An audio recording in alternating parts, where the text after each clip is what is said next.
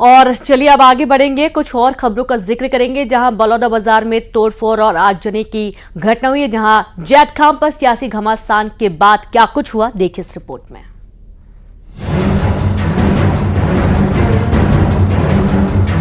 बलौदाबाजार में कलेक्ट्रेट में तोड़फोड़ और आगजनी की घटना को लेकर सरकार एक्शन में नजर आ रही है। 130 से ज्यादा लोग गिरफ्तार हो चुके हैं। षड्यंत्र किसने रचा इसे लेकर भी जांच की जा रही है। इस बीच खाद्य मंत्री दयाल सिंह बघेल ने कांग्रेस पर बड़ा आरोप लगाया। उनका कहना है कि कांग्रेस समाज के लोगों को भड़काने का काम कर रही है। मेन भूमिका तो कांग्रेसियों का है, समाज को बदनाम करने के लिए इन लोगों का षड्यंत्र है। आप सबको देख ही रहे हैं, 15,000 लोगों को भोजन का व्यवस्था, बस गाड़ी का व्यवस्था, और मंच में कौन बैठा वो भी दिख रहा है। देवेंद्र यादव क्या सतनामी है, और उसके साथ और कौन कौन है वो भी दिख रहा है। देवेंद्र यादव का खुला चैलेंज है, मंच की कोई फोटो दिखा दे जो हम दिखा देंगे, हम दिखाएंगे, मंच का फोटो दिखाएंगे। हिंसा मामले की जांच के लिए बीजेपी की टीम गिरौदपुरी के अमर गुफा भी पहुंची। बीजेपी ने जांच के लिए 5 सदस्यों की टीम बनाई है। टीम ने अमर गुफा का मुआयना किया, साथ ही पुजारी से बातचीत की। टीम ने पीड़ितों से भी मुलाकात की। उधर कांग्रेस की तर्ज पर बीजेपी की बनी टीम पर कांग्रेस ने सवाल उठाए हैं। कांग्रेस संचार प्रमुख सुशीला आनंद शुक्ल ने कहा कि सत्ताधारी दल का जांच टीम बनाना हास्यास्पद है। कांग्रेस कल सभी जिला मुख्यालयों पर प्रदर्शन करेगी। लॉ एंड ऑर्डर को लेकर सरकार को घेरा जाएगा।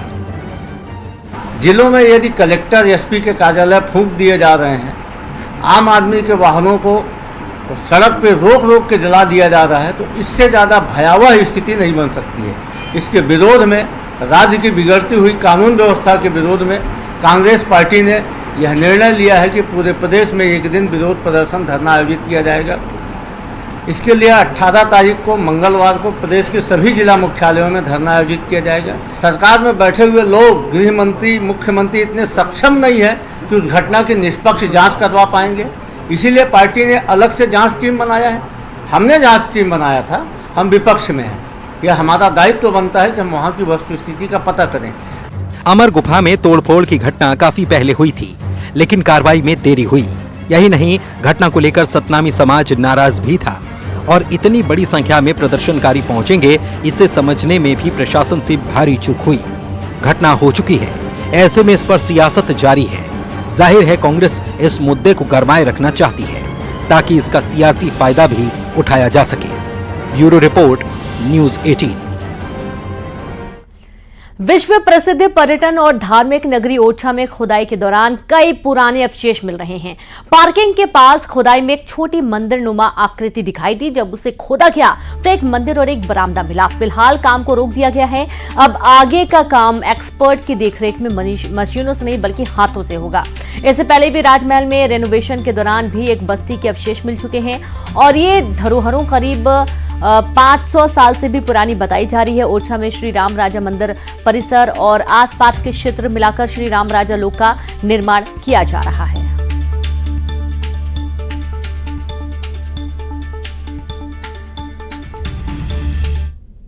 देखिए, रामलोक का जो काम चल रहा है बारी चंद्रवंश मंदिर के सामने, वहाँ पे कल शाम को जेसीबी से जब जहाँ खुदाई की जा रही थी तो एक स्ट्रक्चर नीचे जमीनी सतह के बेसमेंट मिला है और उसको देखा गया तो एक बड़ा सा दालान और पास में उसके एक कुआं और एक छोटा मंदिर भी वहाँ प्राप्त हुआ है। तो उसकी अभी निरीक्षण किया गया है और उसको मशीनों द्वारा ना काम करते हुए मैनुअल मजदूरों के द्वारा सफाई करके फिर देखा जाएगा कि क्या है पूरा स्ट्रक्चर। जी बिल्कुल निश्चित है, क्योंकि ओरछा जो है काफ़ी प्राचीन शहर है। बहुत सारी जगह हमें छोटे छोटे कोठियाँ और महलों के अवशेष प्राप्त होते हैं और इसी ये जो बेसमेंट प्रथा है ओरछा में बहुत पहले से ही चली आ रही है, तो निश्चित ही मिलेगा, हर जगह ही मिलेगी। तो राजस्थान में बंधक बने सरगुजा जिले के 4 नाबालिग मजदूरों को पुलिस ने आजाद कराया। मामला मैनपाट के मालतीपुर गांव का है, जहां के 4 पहाड़ी कोरबा नाबालिग मजदूरों को राजस्थान के सवाई माधोपुर में बंधक बना लिया गया था। मजदूरों से काम कराया जा रहा था और इन्हीं कम मजदूरी दी जा रही थी। इन्हें घर भी नहीं दिया जा रहा था। परिजनों की शिकायत पर कलेक्टर और एसपी ने पहल की और सभी मजदूरों को वहां से मुक्त कराकर वापस लाया गया। वहीं अंबिकापुर पहुंचे कैबिनेट मंत्री रामविचार नेताम ने सर्किट हाउस में छुड़ाए गए मजदूरों से मुलाकात की। सभी नाबालिगों के सकुशल घर वापसी पर परिजनों ने राहत की सांस ली है। कलेक्टर ग्रामीणों को बहला फुसलाकर दूसरे राज्यों में काम करने ले जाने वाले व्यक्तियों पर कड़ी कार्रवाई के निर्देश भी दिए हैं।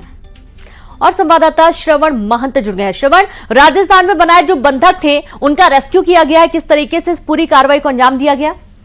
देखिए, अधिक लालच के मजदूरी के चक्कर में 4 नाबालिग मजदूर को राजस्थान ले जाया गया था और वहां पर राजस्थान में उनको बंधक बना लिया गया था और ना ही उनको मजदूरी दिया जा रहा था और ना ही वापस आने दिया जा रहा था। और इस बात की जानकारी जब उनके परिजनों को लगी और जो परिजन है वो उन्होंने प्रशासन से गुहार लगाई थी। ये चारों जो मजदूर हैं मैनपाट ब्लॉक के रहने वाले हैं और अधिकतर देखा जाता है कि जो मजदूरी के जो दलाल हैं, जो अन्य राज्यों में जो लेके जाते हैं मजदूरों को, वो मैनपाट क्षेत्र से ही सबसे अधिक जो है रहते हैं। और जैसे ही परिजन ने प्रशासन से संपर्क किया तो प्रशासन ने उनको जो है राजस्थान से सकुशल वापस लाया गया है। और इसकी खबर जैसे ही कृषि मंत्री रामविचार नेताम को लगी, उन्होंने उन मजदूरों से बात की और प्रशासन को निर्देश दिया है कि जो एजेंट बहला फुसला करके जो मजदूरों को अन्य राज्य ले जाते हैं उन पर कार्रवाई के जो निर्देश दिए हैं। और ये जो पहला मामला नहीं है, इस तरह से कई मामले हैं जहां पर बहला फुसला करके जो लोगों को अन्य राज्य ले जाकर के बंधक बना लिया जाता है। तो एक प्रशासन की एक बड़ी यहाँ पर कार्रवाई देखने को मिली है, जहां राजस्थान से बंधक को छुड़ाकर सकुशल उनके परिजनों को सौंप दिया गया है। जी बिल्कुल। और ये भी देखा जा रहा है कि इस समय बहुत ज्यादा ऐसे मामले सामने आ रहे हैं जब काम के बदले ज्यादा मजदूरों के लालच देकर मजदूरों को ले जाया जाता है। ऐसे लोगों पर कैसे निगरानी रखी जाएगी? क्या कुछ एक्शन ऐसे लोगों पर?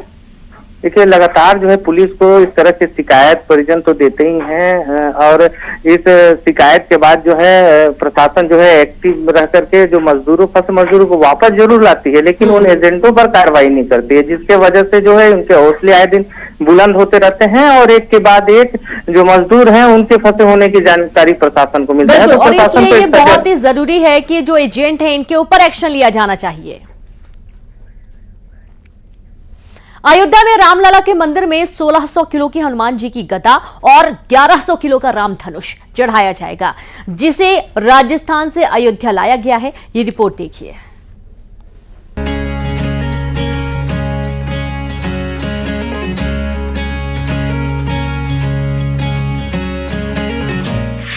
देखिए, ये है पंच धातु से बनाई गई 1600 किलो की हनुमान जी की गदा और ये है 1100 किलो का राम धनुष। इसे देखने वाले हैरान हो जाते हैं। इसे लेकर राजस्थान के शिवगंज से अयोध्या पहुंची हैं आचार्य डॉक्टर सरस्वती गौर। उन्होंने कारसेवकपुरम में इस गदा और धनुष को राम मंदिर ट्रस्ट के महासचिव चंपत राय को समर्पित किया। इस दौरान रामलला के मुख्य पुजारी आचार्य सत्येंद्र दास मौजूद थे, जिन्हें हनुमान गदा भेंट कर राम मंदिर में समर्पित किया है। भगवान राम के प्रति अन्य भक्ति हमारे अंदर प्रतिदिन एक ज्वार के रूप में रहती है, लेकिन एक कोई अवसर नहीं था हमारे पास में कि हम उसको कैसे हम बाहर लेकर आए, हम उसको कैसे प्रदर्शित करें। लेकिन जब 22 जनवरी को जब भव्य राम मंदिर का यहाँ निर्माण हुआ, हमारे रामलला को टेंट से यहाँ पर एक सुंदर से राजमहल में जब यहाँ स्थापित किया गया, तब हमें भी एक आशा जगी कि हम भी अब अपनी भेंट यहाँ पर चढ़ावे के रूप में अर्पण करवा सकते हैं। इस गदा और धनुष को राजस्थान में भगवान शिव की नगरी शिवगंज में तैयार किया गया है। बीते दिनों राम मंदिर ट्रस्ट के महासचिव चंपत राय ने सिरोही से इसको केसरिया झंडा दिखाकर अयोध्या रवाना किया था।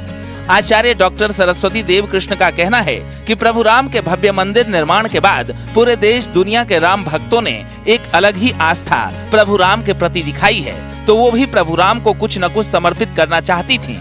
इसलिए उन्होंने पंच धातु से निर्मित 1100 किलोग्राम का एक राम धनुष और 1600 किलोग्राम की हनुमान जी की गदा जो पंच धातु में तैयार करवाया। चंपत राय ने कहा था कि इन दोनों वस्तुओं को राम मंदिर में स्थापित किया जाएगा, इसको बनाने के लिए काफी समय लगा। रामनवमी से इसका कार्य लगातार चल रहा था। राम मंदिर के मुख्य पुजारी आचार्य सत्येंद्र दास ने कहा कि प्रभु राम और पवन पुत्र हनुमान के अलग अलग शस्त्र हैं। प्रभु राम का शस्त्र तीर धनुष है तो पवन पुत्र हनुमान का शस्त्र गदा है। जब प्रभु राम वनवास जाने लगे तब भी धनुष को नहीं छोड़ा था। इस प्रकार पवन पुत्र हनुमान का शस्त्र भी गदा है, जिसके माध्यम से पवन पुत्र हनुमान शत्रुओं का विनाश करते हैं और भक्तों का कल्याण करते हैं। और यह जो समर्पित होगा और रामलला के लिए, वह रामलला के धनुष बाण को स्थापित किया जाएगा और उसके बाद गदा भी स्थापित होगी।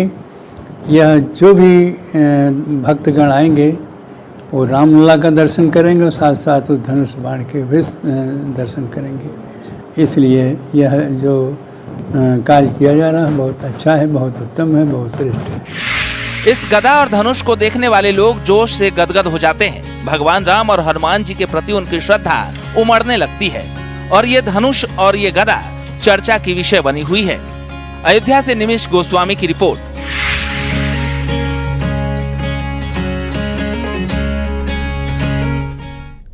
बीजापुर पुलिस को तेंदुपत्ते की चोरी के खिलाफ बड़ी सफलता मिली है। पुलिस ने बीजापुर से राजनांदगांव जा रहे चोरी के तेंदुपत्ते से भरे एक ट्रक को पकड़ लिया।